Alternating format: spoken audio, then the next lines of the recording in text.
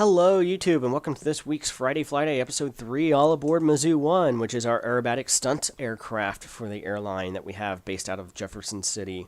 Today we are going to be flying at a Kilo Juliet Echo Foxtrot, otherwise known as KJEF, for those of you who do not speak phonetic alphabet, which is Jefferson City Memorial Airport across from the capital of the state of Missouri. So, there was a lack of this episode last week. I had uploaded it, but I was dealing with replacing a hot water heater that day and leaking pipes and other stuff going on for household stuff, and the video I uploaded, it was corrupted or something, and YouTube couldn't make the conversion. Therefore, I didn't realize this until Tuesday, Wednesday of this week. So I apologize for that. I meant to get that out there. So I've re-uploaded it, and hopefully this time it takes, and it'll be available Friday afternoon this week. But we're aboard Mizzou One here, starting the aerobatics flight here on the ground with a 360. I really hate tail draggers, and I was just checking here to see if the aircraft has flaps, which it doesn't. We're flying the S300 today. We've dubbed this one Mizzou One because of its livery. The paint scheme for this aircraft, it is one of the default ones that come with Steam Edition, with FSX Steam Edition. It's black, gold, and silver, or it might actually be white, but I'm going to call it silver. And that happens to be the colors of the University of Missouri at Columbia, otherwise known as the Mizzou Tigers. So it just seemed to be fitting. So this week, the Regents have basically rewarded one of their big boosters or somebody who has contributed a lot of money to their endowment with a 1-hour aerobatics flight. Actually, it's going to be closer to about 20 minutes. But aerobatics flight is one of 3 flight modes in FsPassengers 2015. We have previously been doing normal flights, which is takeoff at Airport A, land at Airport B. Flights must be at least 10 minutes long. And then you get revenue based on number of passengers, class of ticket, and mileage.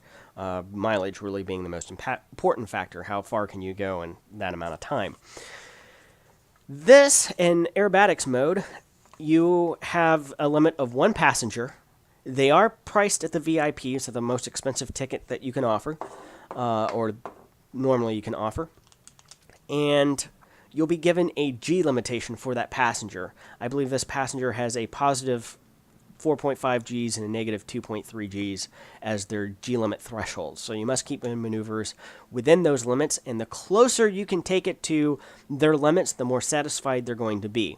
Now, this is my first time flying the S300, which I just noted here is a tail dragger, and I'm hoping, normally in FsPassengers, that if you take off without flaps, this aircraft has no flaps, that you get dinged 300 points right off the bat. I'm hoping that this doesn't happen. It has happened to me a couple of times with the Piper Saratogas, which we'll be talking about here in a minute. But at any rate, you got to take off and land at the same airport. Flights must be at least 10 minutes long, and you have to perform a certain number of aerobatic maneuvers. Don't take them above or below their G limit thresholds. You will get auditory feedback from your passenger, whether you're doing good, bad, whether they want to do more, if they can take more, want to take less, and especially if you overstress them on the Gs, which we will do in this flight. And they also have some other creative commentary that they'll state during the flights and stuff that, to me, is at least quite hilarious, and I'll point some of those out. So I'm trying to get up to altitude here before really going into, I want at least 3,000, if not 5,000 feet before we get into any significant aerobatic flights. And I'm not an aerobatic, I don't know a lot. Please post some aerobatic maneuvers I should look up down below so the next time we do a video like this, I can do it better. My aerobatic limitation or knowledge is limited to basically air combat maneuvering tactics and maneuvers for dogfighting. Not necessarily for aerobatic flights. Another couple of housekeeping items here before I'm going to really kind of take it over and let the flight speak for itself. I'm not going to be doing a lot of commentary here in this episode. Made a decision for turboprop aircraft. We're going to be going with the Beechcraft B1900D from Coronado based on Darren Kent's recommendations in the comment below. And now I'm seeking recommendations for private aircraft or private jets, essentially.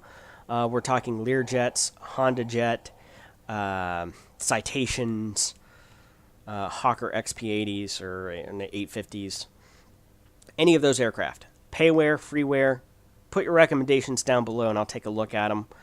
I wouldn't mind going another payware aircraft. I don't quite want to get into PMDG yet, but if you do have a recommendation there, by all means, replace it forward. Also, we're going to be looking at regional jets soon after that, so I'm looking for recommendations there. I think the regional jets, we're going to have to go to a payware. So try to, if you know of a very good freeware private jet, put it down below. I'd like to try to keep that one free and then go payware for the regional jet. And then for the mid-level commercial airliners, we're going to be flying a Boeing MD-80. Curses me, I said Boeing. McDonnell Douglas MD-80 or a Boeing 717. It still pains me to call it a Boeing aircraft.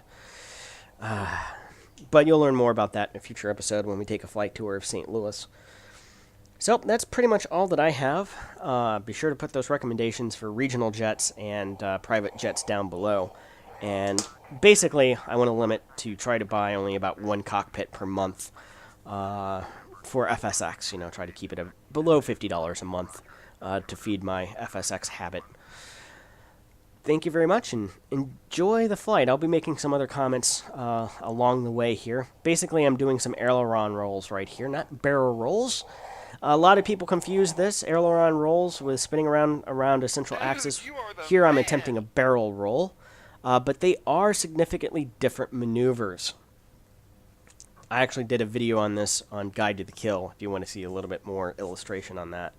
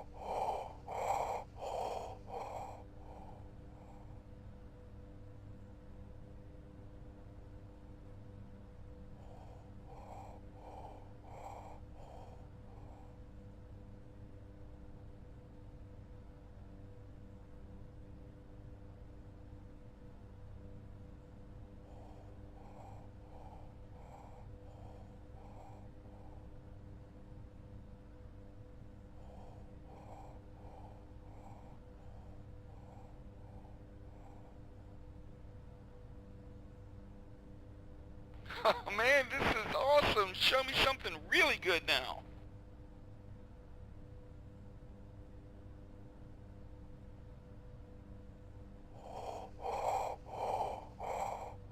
Kilo Alpha Foxtrot 75, contact Kansas City Center on 118.4.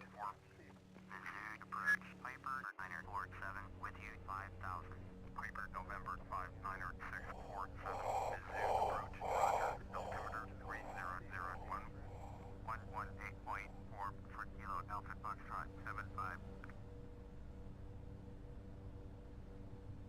Mizzou approach, Beach November 0635 Romeo with you.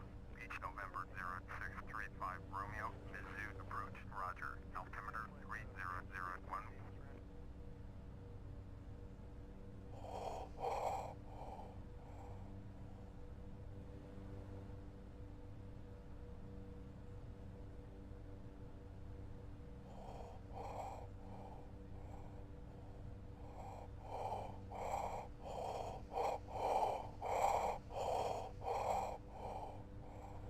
Dude, you are the man!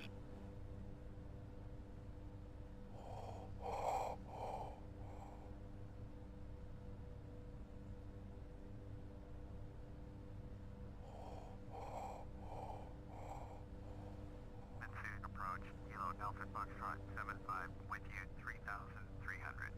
Kilo Alpha Foxtrot 75, Mizzou approach, roger, altimeter 3000.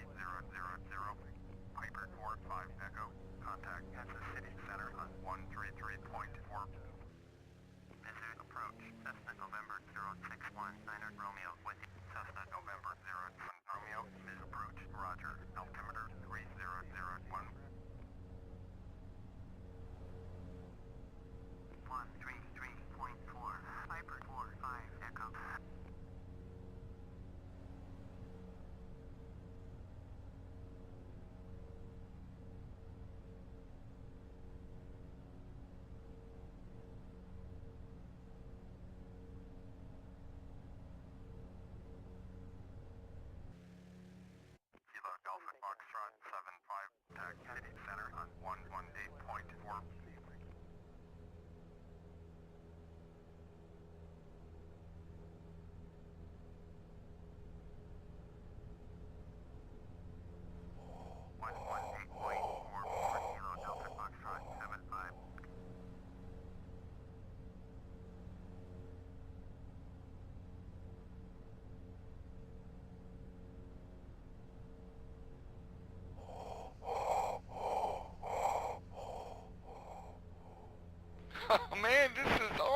show me something really good now.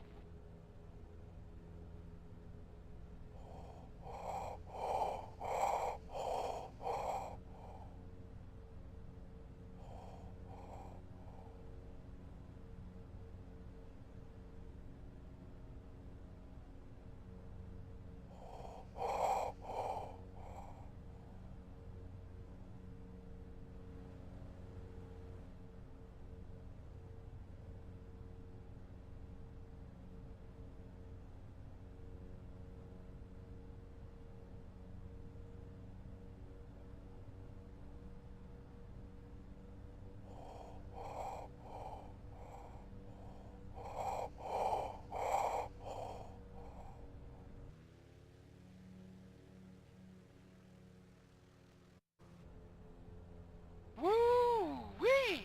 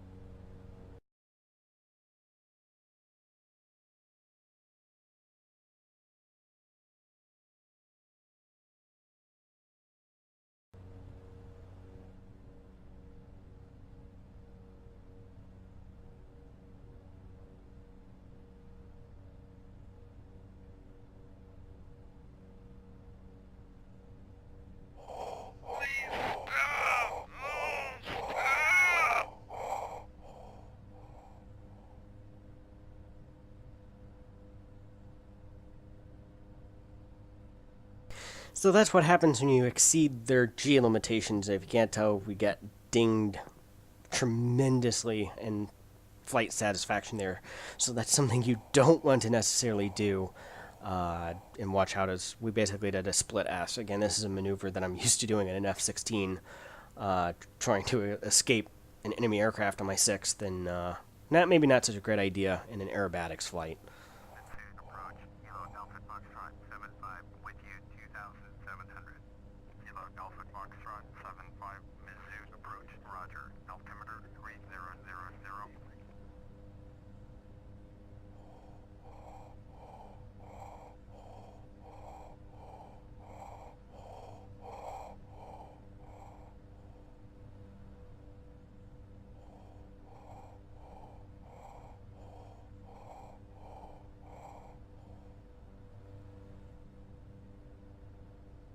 Chuck Yeager is in the house.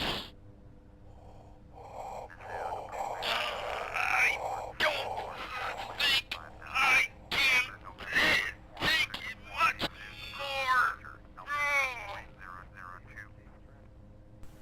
Well, that's what you get for saying that Chuck Yeager's in the house. Oh, Chuck Yeager's Flight Sim. I should go see if I can't find some of those. Those are some great old games. Hey, I had a great time flying with you today, and we're definitely going to have to do it again sometime. But I'm ready to call it quits for now, so let's head back to the airfield.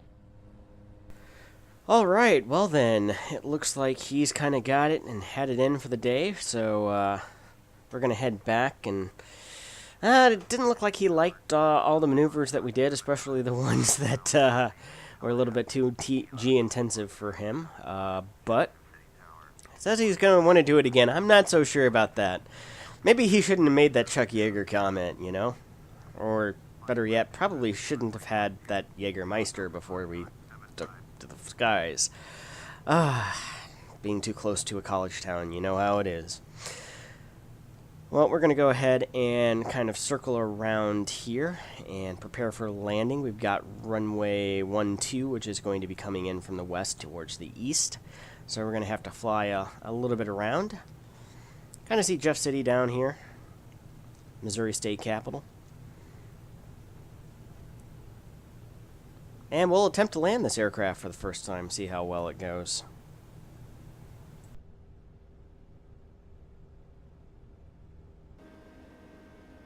Alright, so I gotta go ahead and speed this up to 4x in post-production here. The reason being is we're gonna have one missed approach here, as I'm just not gonna go out far enough and attempt to turn back around. I'm thinking, hey, we're in an aerobatics aircraft. It should be able to do this, and I just completely bungle that. I didn't have enough time to line up, or enough distance to line up the approach. I looked, I'm coming in at minus 3,000 feet a second, and nah, that's just not gonna work. So we're going to go around, and we shall make attempt number 2. And I don't know, it's almost as though I approach these air bases and landings sometimes as though I'm trying to land on an aircraft carrier World War II with an F4U Corsair. I'm not sure, because of its gull wing and high pitch angle, pilots actually had a very harrowing time getting that aircraft down on the carrier deck, so they kind of invented this really steep angled approach where you basically come in at an angle almost like this, and then at the last minute you straighten up your aircraft and line it with the deck, and hopefully you get it down there. But I've flown that approach many times in the old Aces series of games, flying the F4U Corsair. Alright, this is a much better approach, I can tell you already, although airspeed's a little bit high, I think.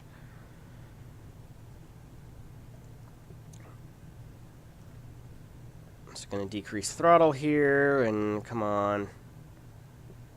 And bounce. Bounce. Come on. Bounce again. Ooh, that's a pretty bad bounce. 80. There we go. There we go. Got to be gentle on the brakes. This is a tail-dragging aircraft, and I loathe tail-dragging aircraft in most circumstances. And alright, come on, brakes.